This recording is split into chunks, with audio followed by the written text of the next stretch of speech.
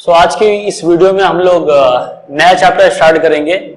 तो आज हम लोग जो थर्ड चैप्टर है which is first law of thermodynamics, तो ये तीसरा टॉपिक हम लोग शुरू करने वाले हैं। अब इसमें जो सबसे पहला कंसेप्ट है, जो सबसे इंपॉर्टेंट है, वो क्या है?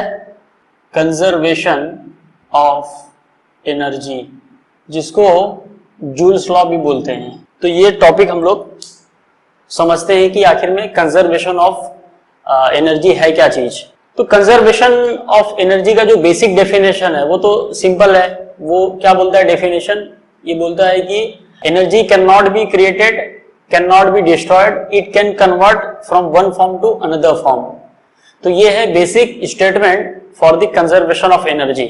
ये जो कंजर्वेशन ऑफ एनर्जी है, इसको अगर मुझे डिफरेंशियल फॉर्म में लिखना है, ठीक है, तो वो कैसे लिखेंगे हम लोग? सपोज ये कोई मेरे पास एक सिस्टम दिया हुआ है, कोई सिस्टम दिया है, तो इस सिस्टम के लिए अगर मुझे जूल्स लॉ लिखना है, उसका इक्वेशन क्या होगा डिफरेंशियल फॉर्म में? वो होगा dq is equal to de plus dw। तो ये होगा इसका statement in differential form, in differential form. अब अगर मान लो कि जो सिस्टम दिया हुआ है, उस सिस्टम के अंदर फाइनाइट वैल्यूज में चेंजेस हो रही है, मतलब जो भी हीट और वर्क का जो इंटरेक्शन हो रहा है वो लार्ज अमाउंट से हो रहा है, तो उस केस में ये इक्वेशन रिड्यूस होके क्या हो जाएगा? ये हो जाएगा Q is equal to change in total energy plus work done. ये हो जाएगा। तो ये जो इक्वेशन है ये जनरलाइज इक्वेशन है। This is applicable to all system. System कुछ भी हो सकता है, आइदर क्लोज सिस्टम होगा या ओपन सिस्टम होगा, दोनों ही केस में ये जो इक्वेशन है वो वैलिड है। अब हम लोग क्या करेंगे? अब हम लोग one by one for different system, जैसे कि क्लोज सिस्टम है, फिर उसके बाद ओपन सिस्टम है, तो दोनों के केस में क्या इक्वेशन हमें मिलेगा और पर्टिकुलर सिस्टम में हम लोग किसी भी इक्वेशन को कैसे मॉडिफाई कर सकते हैं और कैसे यूज कर सकते हैं टू सॉल्व द प्रॉब्लम। तो सबसे पहले हम लोग डिस्कस करेंगे फॉर द क्लोज सिस्टम की। अगर मुझे क्लोज सिस्टम दिया हुआ है तो इसके केस में हम लोग ये जो जूल्स लॉ है, जो इक्वेशन है, उसको कैसे यूज करेंगे? मुझे पता है कि जो फर्स्ट लॉ ऑफ थर्मोडायनेमिक्स है उसको डिफरेंशियल फॉर्म में हम लोग dq is equal to de plus dw लिख सकते हैं। ये तो ऑलरेडी इसका स्टेटमेंट है। अब मुझे एक चीज और पता है कि ये जो E होता है, this is the sum of internal energy plus kinetic energy plus potential energy. अब ये तो इसका सम है, ठीक है, ये जो टोटल एनर्जी है this is the sum of this energy. अब इसका अगर मैं चेंज लेता हूं, ठीक है, मतलब चेंज इन दिस एनर्जी, तो क्या होगा? तो ये हो जाएगा change in internal energy plus change in kinetic energy plus change in potential energy. अब अगर मान लो मैं एज्यूम करता हूं कि जो सिस्टम मुझे दिया है उसके अंदर जो काइनेटिक एनर्जी में चेंज हो रहा है वो निग्लिजिबल हो रहा है, निग्लिजिबल, और जो पोटेंशियल एनर्जी है इसके अंदर भी जो चेंज हो रहा है वो है निग्लिजिबल। तो अगर ये दोनों जो चेंज इन एनर्जी है अगर ये हो गई निग्लिजिबल, तो ये मुझे क्या मिला? du मिला। इसका मतलब ये जो इक्वेशन है ये रिड्यूस होके आ गया ये। तो ये मुझे फाइनल इक्वेशन मिला फर्स्ट लॉ ऑफ थर्मोडायनेमिक्स का फॉर द क्लोज सिस्टम। अब हम लोग इस इक्वेशन को कैसे फॉर द डिफरेंट प्रोसेस और डिफरेंट साइकिल्स हम लोग यूज करेंगे वो हम लोग समझते हैं। तो सपोज मेरे पास एक सिस्टम दिया हुआ है और ये सिस्टम इनिशियल स्टेट 1 में है। अगर मैं इसको ग्राफ पे प्लॉट करूं, this is pressure and this is volume, this is initial state 1। अब ये जो सिस्टम है एक प्रोसेस एग्जीक्यूट किया और एग्जीक्यूट करने के बाद ये फाइनली स्टेट 2 पे आ गया, ठीक है, कुछ इस तरह से फाइनली जो है स्टेट 2 पे आ गया। और ये जो प्रोसेस इसने फॉलो की, इसका जो पाथ है वो है पाथ ए। तो अब ये एक प्रोसेस है, क्या है, process 1 to 2 by path a. तो इस प्रोसेस के लिए अगर मुझे ये इक्वेशन यूज करना है तो वो कैसे करेंगे हम लोग। अब मुझे पता है डिफरेंशियल फॉर्म में हम लोग इक्वेशन को कुछ इस तरह से लिख सकते हैं। तो अब इसमें जो हीट ट्रांसफर होगा, जो वर्क ट्रांसफर होगा और जो इंटरनल एनर्जी चेंज होगी वो लार्ज अमाउंट की होगी। तो वो केस में इसका जो इक्वेशन है वो क्या हो जाएगा, ये हो जाएगा Q from 1 to 2 for path a.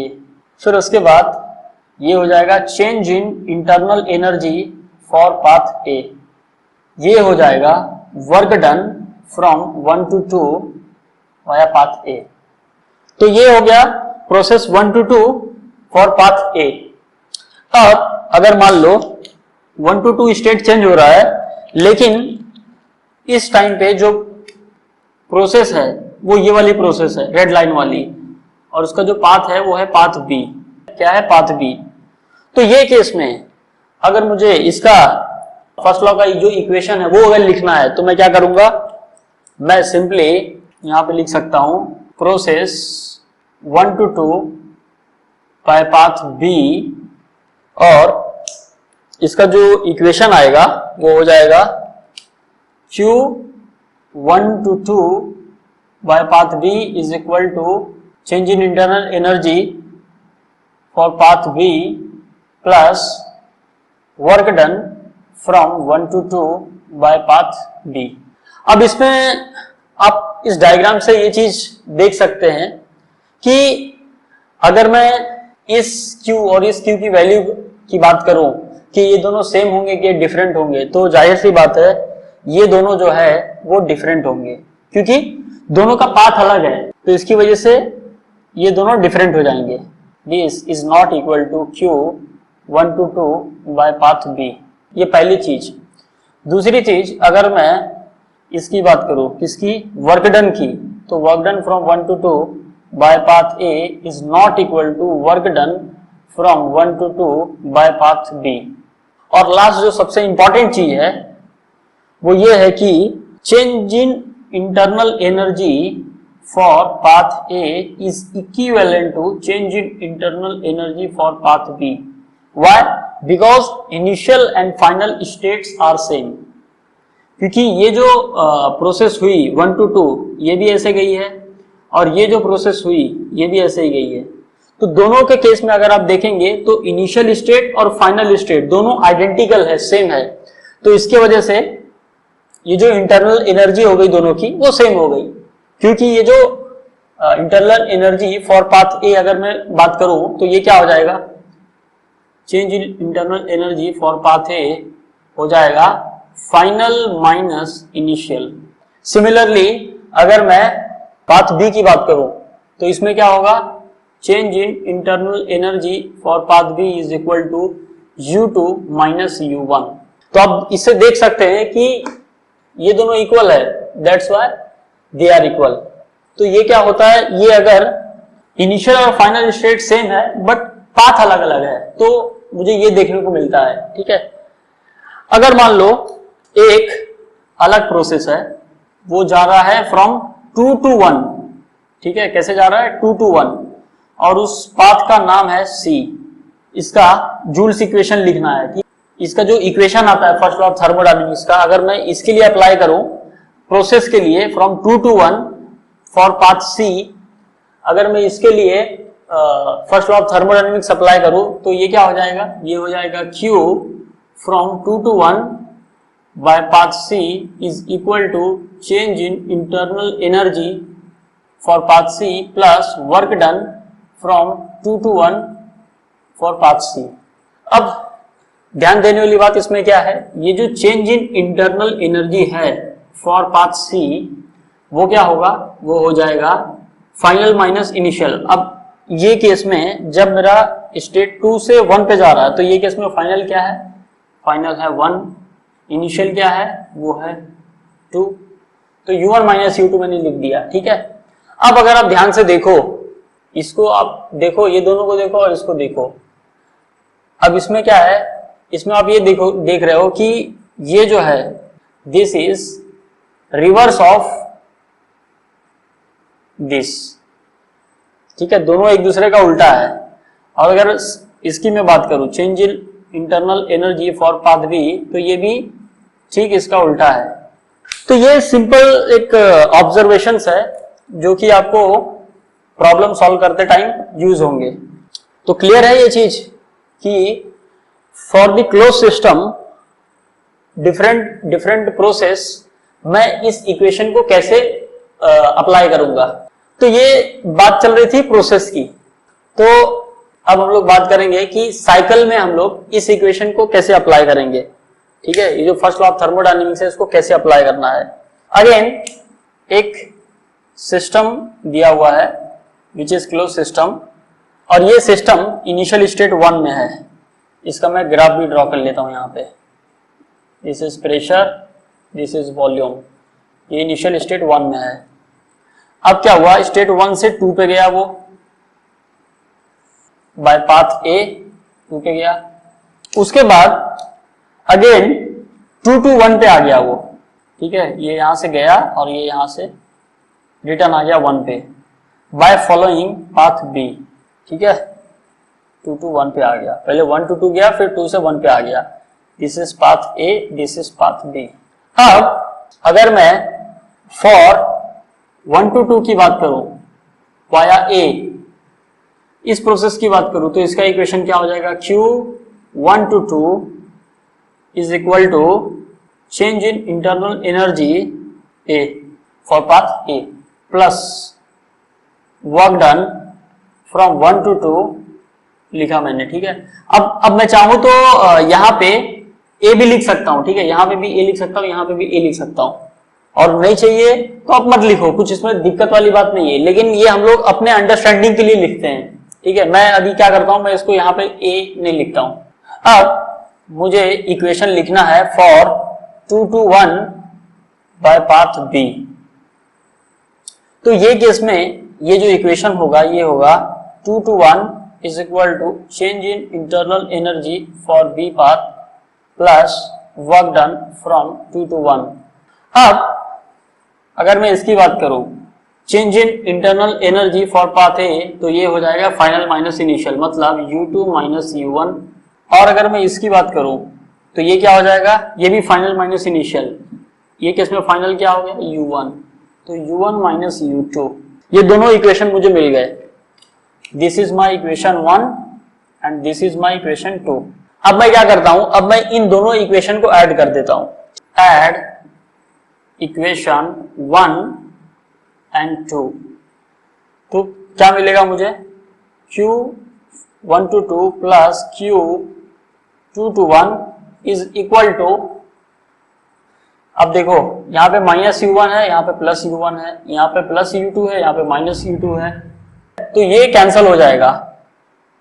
तो बचेगा क्या राइट साइड में, वो बचेगा W1 to 2 plus W2 to 1। तो इसको मैं ये बोल सकता हूं कि sum of heat over the cycle is equal to sum of work over the cycle.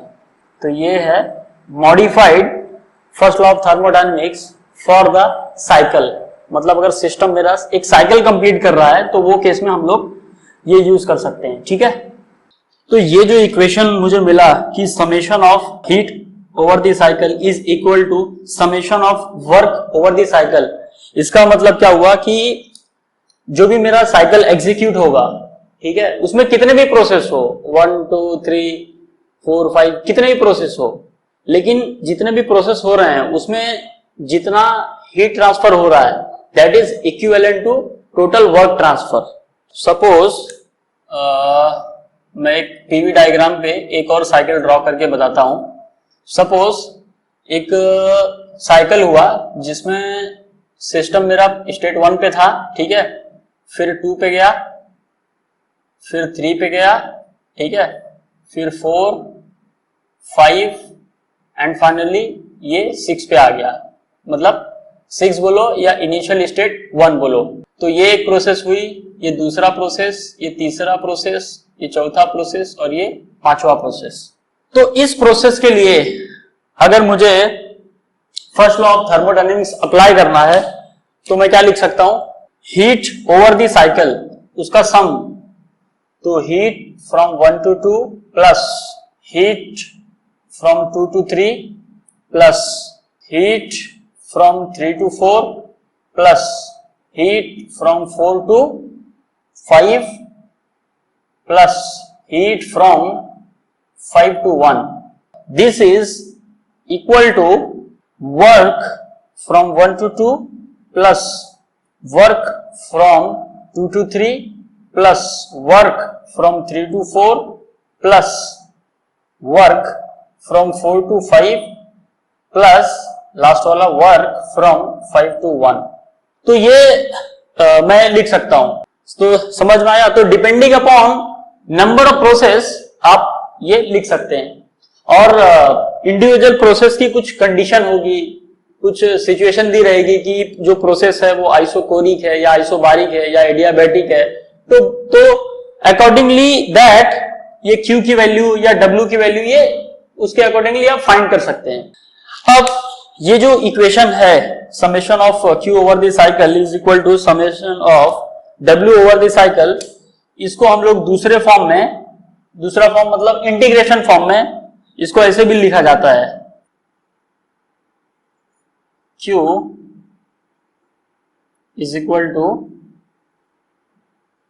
TW, क्योंकि इंटीग्रेशन का मतलब ही समेशन होता है और ये जो मैंने इस पे सर्कल ड्रॉ किया है इसका मतलब समेशन ओवर द साइकिल, ठीक है, पूरे साइकिल का जो हीट ट्रांसफर हो रहा है दैट इज इक्वल टू पूरे साइकिल का वर्क ट्रांसफर।